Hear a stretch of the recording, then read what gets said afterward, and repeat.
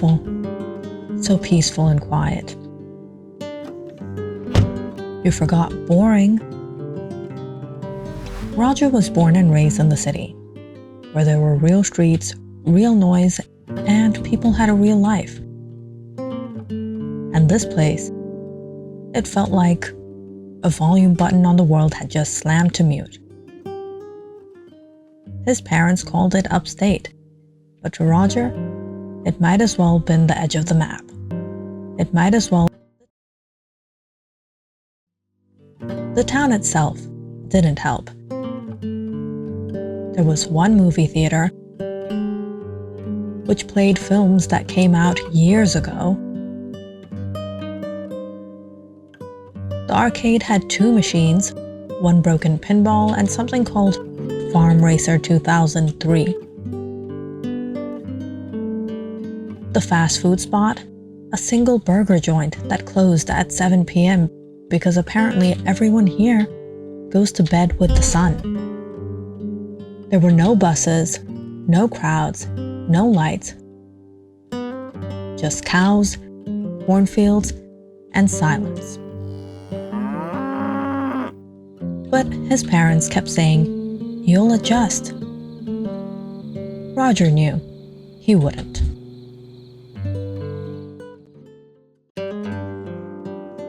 One boring afternoon, Roger was sitting on the porch steps, flicking gravel into the dirt.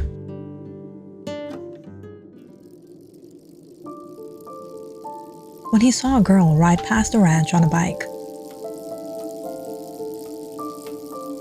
She looked around his age, long hair, a bright sundress. Roger watched as she headed into the neighboring property. Okay, maybe this town isn't completely dead. Curiosity won him. He crossed the edge of the property, stopping where their land met the neighbors. An old wire fence bent with age. That's where he heard it. Music and guitar chords. He followed the sound and spotted her in her backyard, sitting on a fallen log with a guitar. And she was singing. Wow, she is so beautiful. Then something strange happened. Birds started gathering. Finches, robins, even a crow, settling onto the branches around her like an audience. What is happening?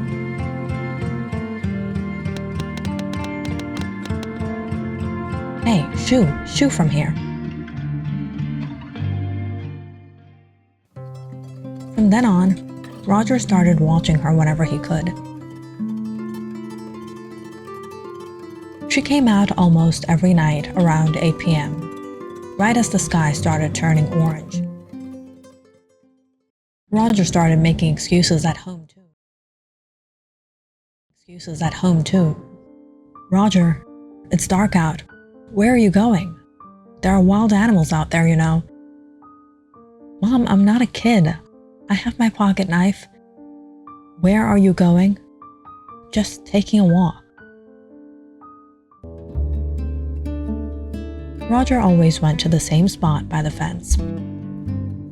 And like clockwork, the girl, she was there, guitar in hand.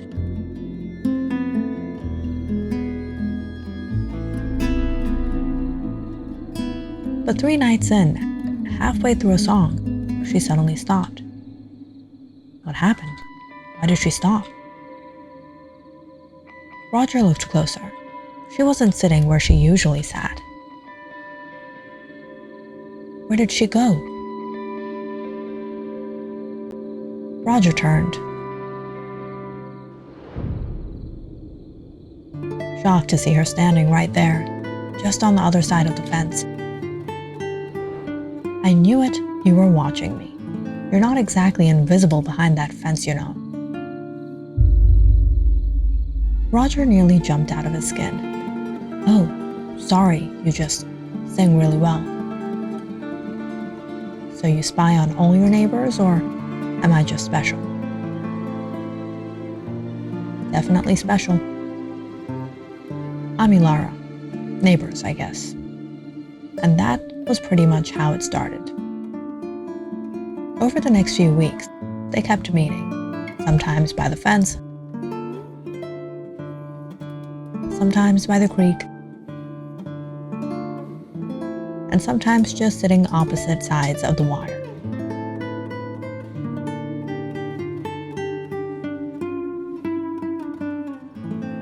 So, city boy, what do you miss the most? Noise. People. Not knowing everyone's business within 5 minutes. My dad loves this place. Says, quiet keeps you honest. And your mom? She passed a few years ago. It's just me, my dad, and my sister. I've got both parents. They're intense, but they mean well.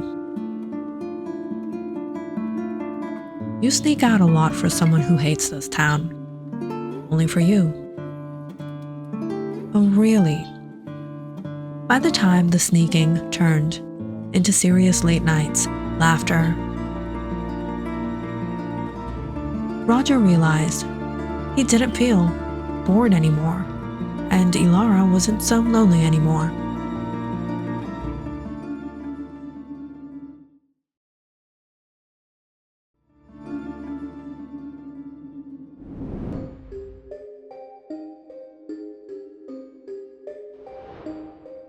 Mara. She's only a year older than Elara, but she's always been sharper and more suspicious. She noticed Elara coming home later than usual, noticed the way she slipped inside quietly, shoes in hand. Something isn't adding up. So Mara kept watching her, and one night, as she stood by the window, she saw Elara crossing the yard. She was smiling, and that alone felt so wrong. You're talking to that boy again. What boy? You think I'm stupid? I see you sneaking out. He's nice. Boys want what they want. You know Dad won't like this. Roger isn't like that. Roger and Elara kept meeting, now closer and more careful. They met by the old barn, and they spoke. Roger told her about traffic jam, city lights, staying up too late just to feel alive. Elara told him about growing up here and how her dad tightened after her mom died, about how disappointing it was over here. Sometimes birds gathered near them. You're like the bird whisperer or something. They just listen, that's all.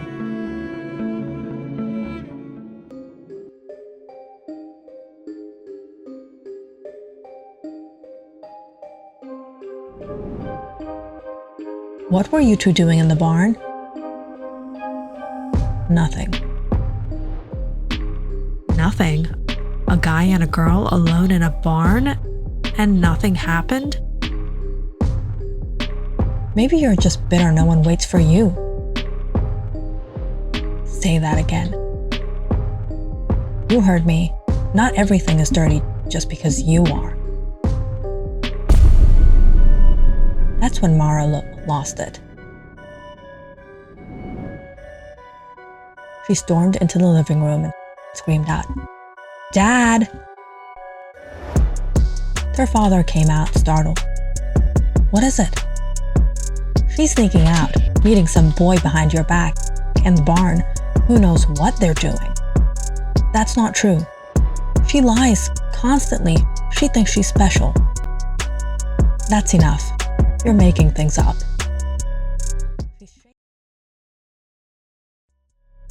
She's shameless, just like a... Then their father raised his voice. Enough. Elara, is this true? I'm telling you, it is true. She sneaks out every night. She doesn't respect you. or Mom's memory. Go to your room now.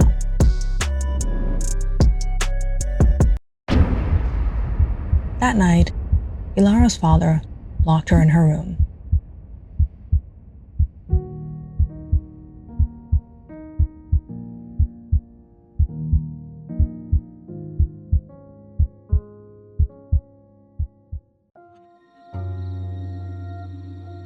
Out by the woods, Roger paced back and forth, waiting for Elara. Why is she late? Elara was never late. Elara? What happened? You took forever.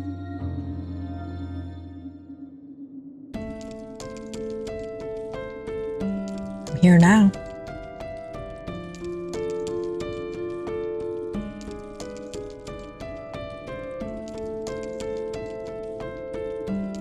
You sound kind of off. There's nothing love can't fix.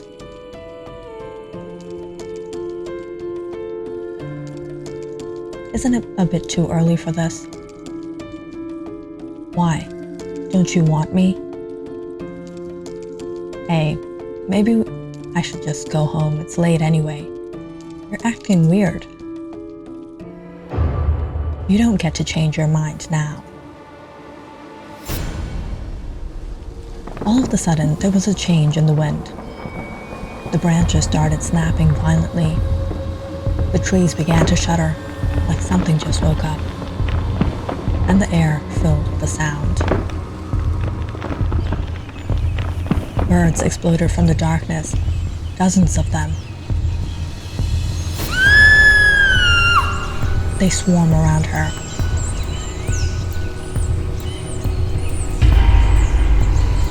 Roger stumbled back. He was horrified. He turned around and ran, not looking back.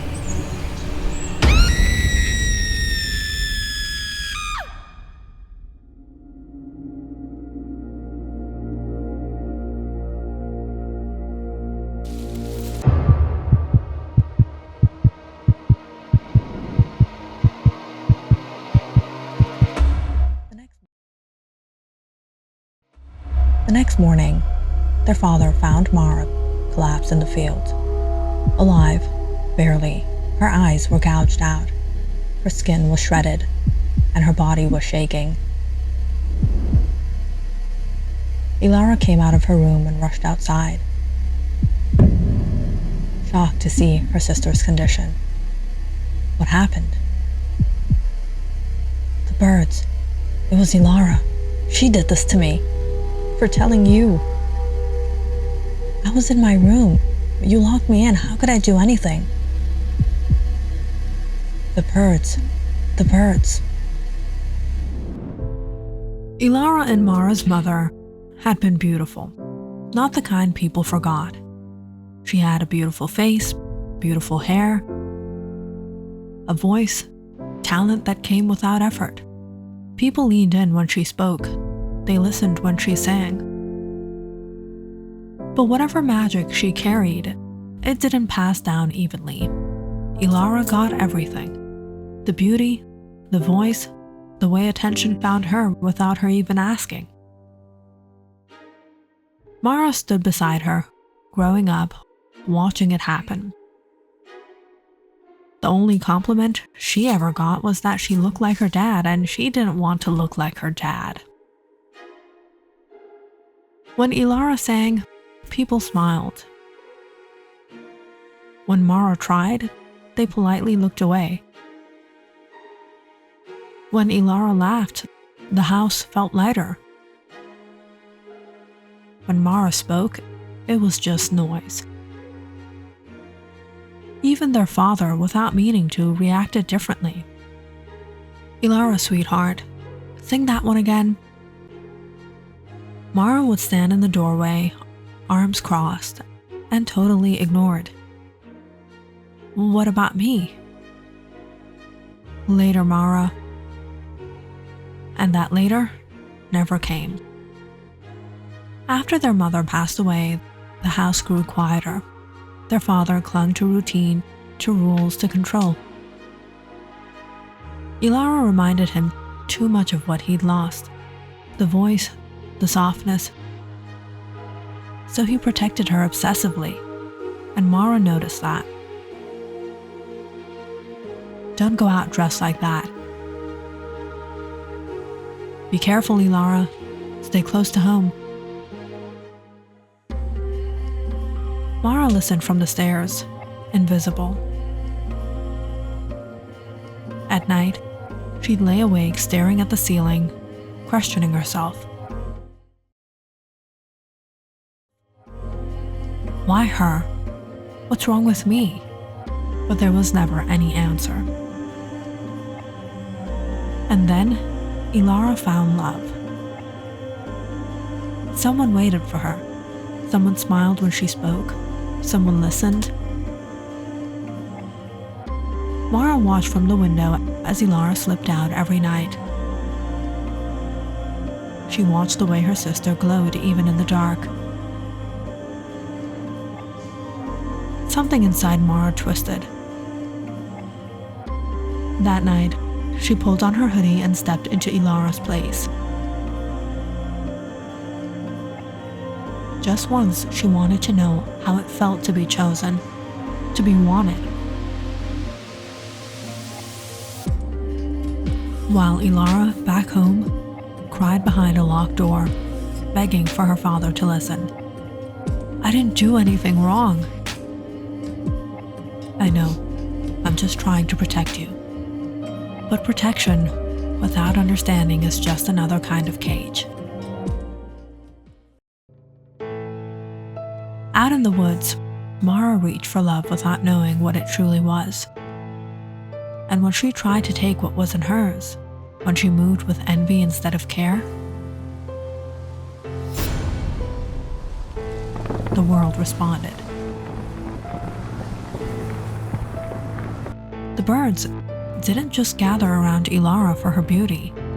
They didn't gather for her voice either. They gathered for her kindness, for her innocence, for a heart that never tried to take what didn't belong to it.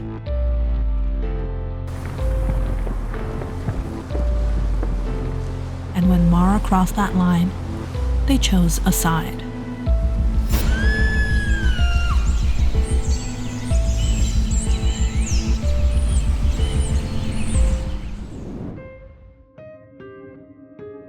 Later that day, Elara saw Roger standing near their fence, looking like he hadn't slept. Roger, I'm so sorry. I couldn't come last night. Dad, he locked me in. Roger's face drained of all its color. Wait, you couldn't come? No, why? Then, who did I meet? Click on the subscribe button and check out more awesome videos on our channel. And don't forget to press the bell icon because you know it's interesting.